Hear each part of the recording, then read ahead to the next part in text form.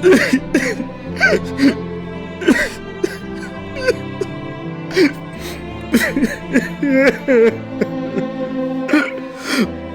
going on, y'all?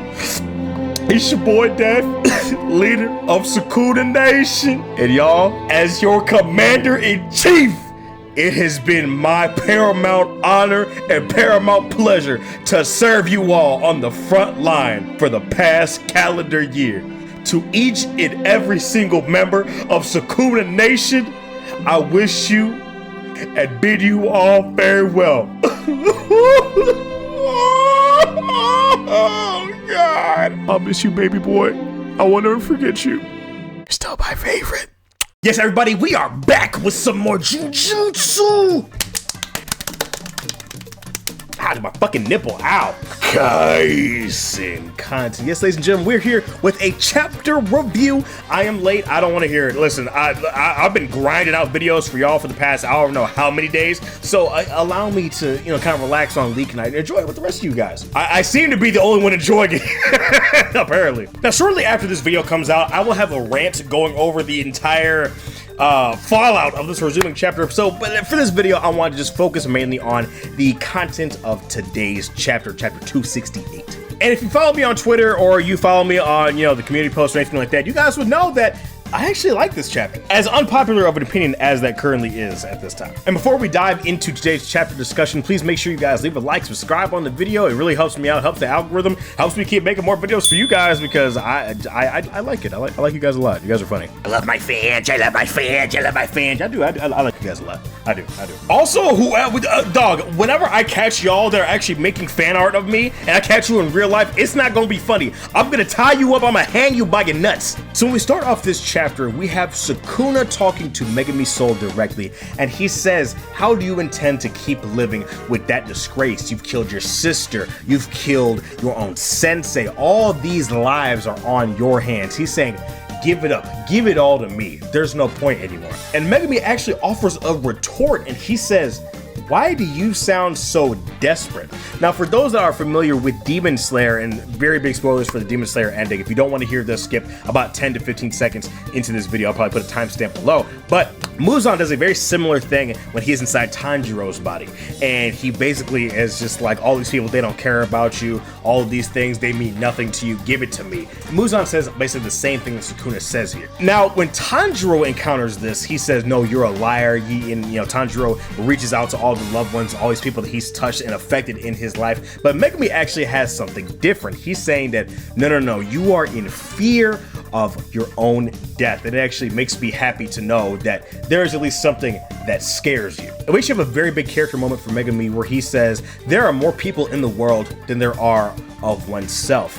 And he says, I think I'll try living for someone else once more. Now, yes, because all this stuff was going on when Sukuna hijacked his body and everything, he was so defeated, he was tired. Again, he sat in that evil bath for months on end. His soul was just constantly getting beaten down by all these horrors and everything and all these external factors. So for him to acknowledge his own selfishness and to be like, you know what, this, I'm over it. I'm done with it. This is how I want to live my life anymore. Seeing this change in Megumi, I like it a lot, man. I do. This hits for me, honestly. And we have this almost dwarf in the flask-esque sequence happening to Sukuna. And this straight up feels like an acknowledgement to Full Metal Alchemist with how Envy was portrayed before Envy died. We'll talk about it in just a second here. But we see like this essence of Sukuna begin to get smaller and shrink smaller and smaller. It just almost looks like but he's in pain. And then on the page where Megumi says, I think I'll try living for someone else for once, it's almost completely gone. And then we see Yuji knock Megumi out of his domain expansion with the armaments of Sukuna leaving him. We see the belly tongue begin to close up. We see the arms begin to fly off and break away. And then before Sukuna is fully expelled, he attempts to once more attach to Megumi's body, looking like some sort of a goop. If you guys remember, actually, I said some months ago, I forget which video, I think I said that multiple videos at this point, but I always thought that before Sukuna would die, he would look like some sort of eldritch horror or just some disgusting monstrosity, because when he fought. When he bit Hana, he had that look of like, he had like a fish head, or just like, his head was just completely deformed. So we knew he can change his form, besides obviously having the 2 extra arms, the 2 extra eyes, blah, blah, blah, and the mask. But here, he just looks absolutely disgusting. He actually looks like a curse. And as it begins to break off away because of Nobara's resonance and Yuji fully expelling him from his body, we see Sukuna on the ground, gasping for air, and he looks up to see Yuji standing over him. Now, if you remember, many chapters ago, near the beginning of the series, when Sukuna and Yuji are having a little petty argument, and Sukuna's like, oh, don't look up at me, it makes you look ugly, or whatever he said, and Yuji's like, okay, so come down here so I can look down on you.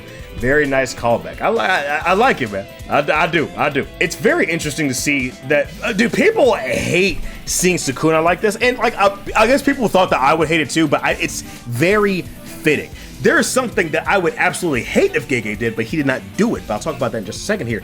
But seeing Sukuna as ugly as he is on the inside, now on the outside, is very, very cool. I like it a lot.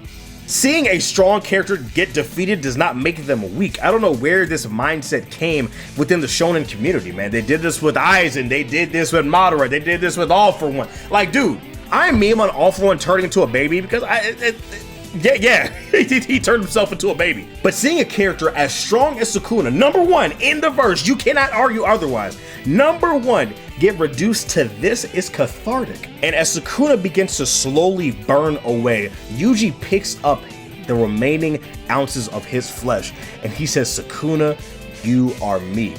And Yuji says, unknowingly burdened with a curse from birth, what kind of monster one becomes dependent on luck?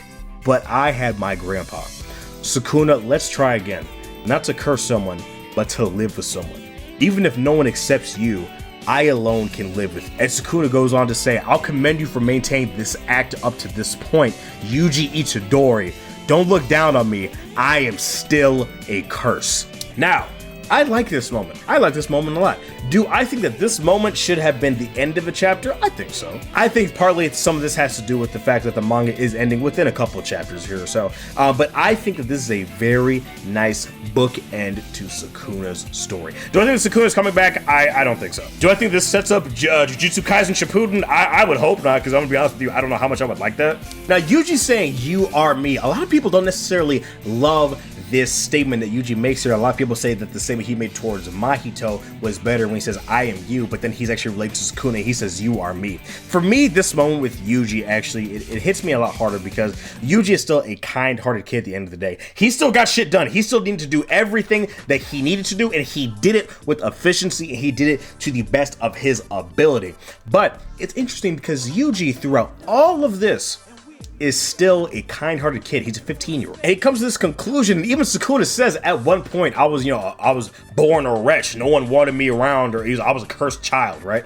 Yuji actually wants to show him at least a little bit of kindness that he probably wasn't shown before in his life, ever.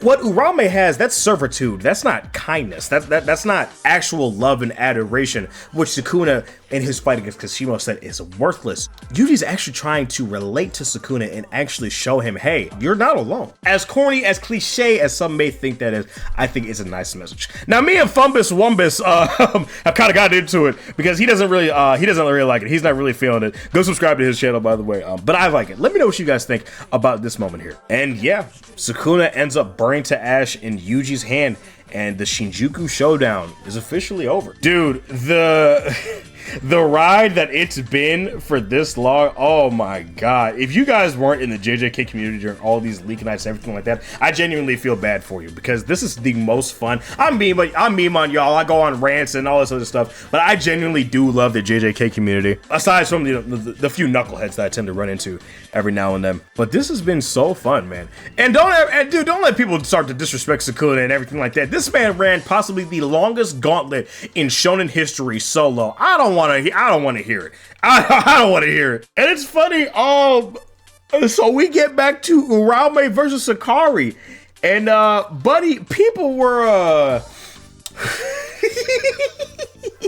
people were a bit teed off with the conclusion of this fight, man. So Hakari ends up asking Uraume, what now? What are you gonna do? And Uraume says, there's nothing to do. Fight's over. Uraume actually is actually a sore loser and tells Hakari that the only reason that they won is because that Sukuna was in a reincarnated body. He wasn't his OG form. That's the only reason they won, right? Which, I mean, Sukuna was, for all intents and purposes, at like 95% full strength when he fought Gojo. And obviously, he just got whittled down over the course of the fight. But it's funny, Uraume still being, you know, a Sukuna glazer, quote unquote, and still being in his corner. And Uraume actually ends up icing herself. No pun intended. That was horrible. Whoops. Now, here's the thing: is a lot of people, especially Hakari fans, are upset at this fight. The thing is that would you really want to see a fight of Uraume versus Hakari, just the same thing over and over? Because we all know Hakari doesn't have the damage output to do anything towards Uraume, and then we also know that Uraume probably can't kill Hakari because he just has his jackpot loop. So why would we waste screen time on that? I think that Gege, honestly, he did the right thing in this situation. He'd be damned if he did, damned if he did in this situation. I think he took the very safe approach, honestly. I'm not a Hakari fan like that, so I can't really say that I'm like super upset or anything like that. But I mean, like, Hakari versus Kashima was like one of the best fights in the series. So y'all gonna be fine. Y'all gonna be all right.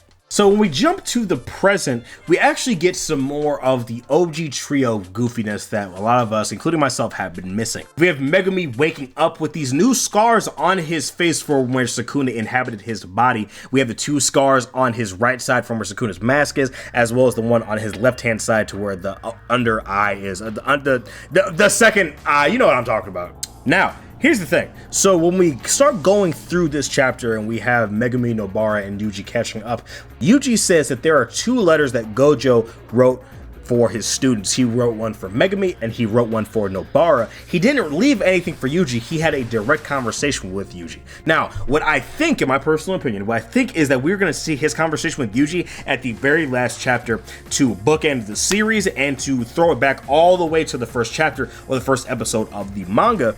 You know what I mean. First chapter of the manga where Yuji is talking to Gojo when he's all chained up and everything. We have Nobara opening up the letter and Gojo telling her that where her mom is, and she doesn't really care. She, for some reason, she's kind of like, why would I care about that? And then we have Megumi opening his letter and actually letting out kind of a chuckle.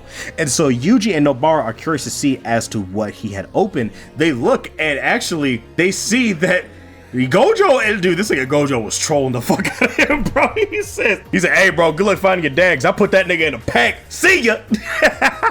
Dude, I ain't gonna lie, dude, Gojo is funny as hell for that. That's actually really funny. So, yeah, I mean, that solves the issue of, does Toji have any effect on Megumi's life? I mean, no, he had no idea what his dad even looked like. So I think this is actually a very fun moment, and seeing Megumi let out a genuine smile is very, very nice. When was the last time we saw Megumi smile in the manga?